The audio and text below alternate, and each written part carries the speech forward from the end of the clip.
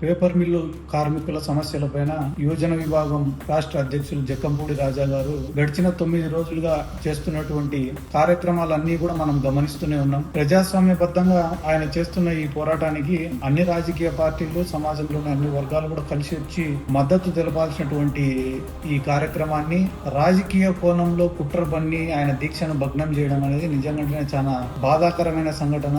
ఎందుకంటే గాన ఒక మాజీ శాసనసభ్యుడు కార్మికుల సమస్యల పరిష్కారం కోసం యాజమాన్యం యొక్క బూట్లు తుడవడానికైనా కూడా నేను సిద్ధం, కానీ సత్వరమే కార్మికుల యొక్క సమస్యను పరిష్కరించండి, కేవలం కార్మికుల సమస్య కోసమే నేను ఈ దీక్ష చేస్తున్నా, చర్చలతో పరిష్కారం అయ్యేటటువంటి ఈ సమస్యను కూడా ఏదో తీవ్రవాదుల్ని అరెస్టు చేసినట్ల 150 మంది పోలీసులు తెల్లవారుజామున 3 గంటలకు వచ్చి జక్కంపూడి రాజా గారిని హౌస్ అరెస్టు చేసి నిజంగానే చాలా బాధాకరమైన సంఘటన. ప్రజాస్వామ్యంలో ప్రజల తరపున పోరాడడానికి ప్రతిపక్షాలు గాని, రాజకీయ పార్టీలు గాని, ప్రజా సంఘాలు గాని ఉండేది. పోరాడే ప్రతి ఒక్కరి గొంతు నొక్కడమే ఈ ప్రభుత్వం యొక్క పనిగా ఈ రోజు కనిపిస్తా ఉంది.